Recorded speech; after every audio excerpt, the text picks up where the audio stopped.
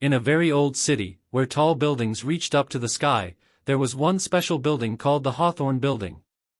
It wasn't the tallest, but it was very old and empty. People said strange things happened there, like hearing whispers and footsteps when no one was around. They called it the place of the echo in the unseen room. Our story is about a young guy named Leo. He had a YouTube channel called Urban Whispers.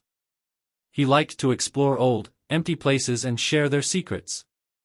Leo didn't really believe in ghosts, he liked to find real answers. But the Hawthorne Building always made him wonder because so many people talked about its strange echoes. One cool evening, Leo took his camera, a super sensitive microphone, and a light for his head. He snuck into the building through a broken window.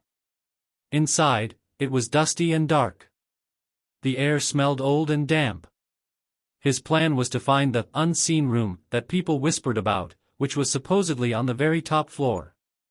People in the city said there was a secret room in the very top part of the building.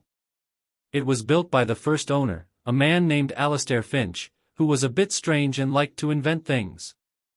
People said he spent all his time trying to catch sounds in this room.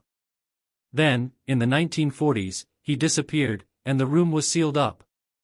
But the sounds, people claimed, never went away. Leo walked up the creaky stairs. Each step made a loud noise. He went slowly, holding his microphone to catch any sound. On the 12th floor, the top floor, it suddenly felt colder. A very soft, quiet buzzing sound was in the air. He found the wall that was described in an old book he had. It looked like a normal brick wall, but it felt a little different. He moved his hand along the cold wall, trying to find a secret door or handle. Nothing. He started to feel a bit sad, thinking maybe it was just a made-up story. Then, his light showed a tiny mark on one brick. It was a small drawing of a musical note. He pushed on it. With a soft click, part of the wall moved back, showing a dark, narrow hallway. A cool rush of air, smelling a bit like old paper, came out. Leo stepped into the hallway. His heart was beating fast. The hallway turned a few times and then opened into a round room. This was it. The unseen room.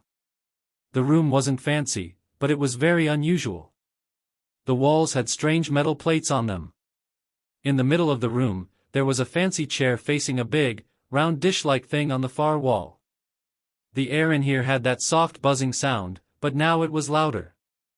There was no dust on the chair or the dish, like someone had just left. Leo set up his camera and turned his microphone up as high as it could go. "Okay, Urban Whispers viewers," he whispered into the camera, trying to be quiet. "We're inside the unseen room. People say old sounds stay here. Let's see if we can hear them." He sat in the chair, feeling excited. The buzzing sound got louder. He closed his eyes, trying to listen very carefully. At first, he heard only the buzzing. Then, very softly, a sound came. It was a little bit of piano music, very gentle. It played for a few seconds, then stopped. Leo opened his eyes fast. He looked at his microphone, the sound level had jumped up. "Did you hear that?" he whispered, very excited. He looked around the room, amazed. He closed his eyes again, trying to hear more. This time, a different sound.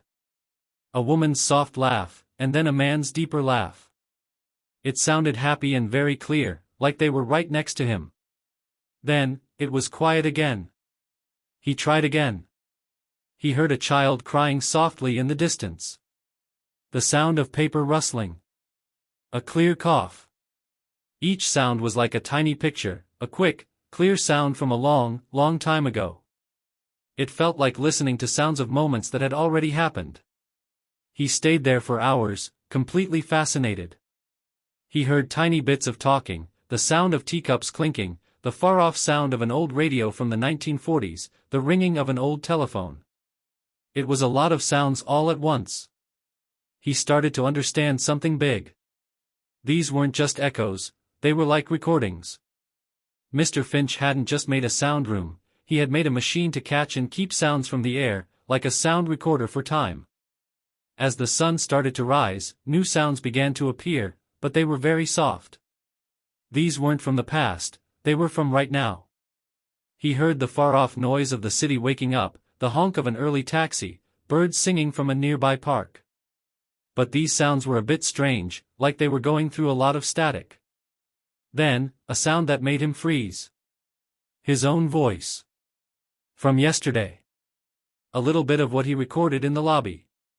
Dust motes danced. He pulled back, his heart beating fast. The room wasn't just playing old sounds, it was catching new ones. It was always recording, and maybe playing them back a little later, or in a strange way. Mr. Finch hadn't just made a recorder, he had made a special sound machine that captured sounds in a loop of time in that one spot. With shaky hands, Leo packed up his things. He had hours of video, and even more importantly, a huge discovery. He left the unseen room, closing the hidden door behind him, leaving the Etherbloom to keep doing its quiet, endless recording. As he walked out of the Hawthorne building into the cool morning air, with the city lights still twinkling, he felt amazed.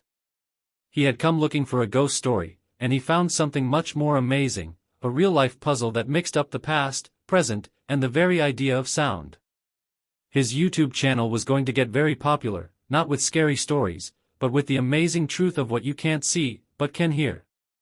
He knew his grandfather, the man who loved to discover things, would have really liked this.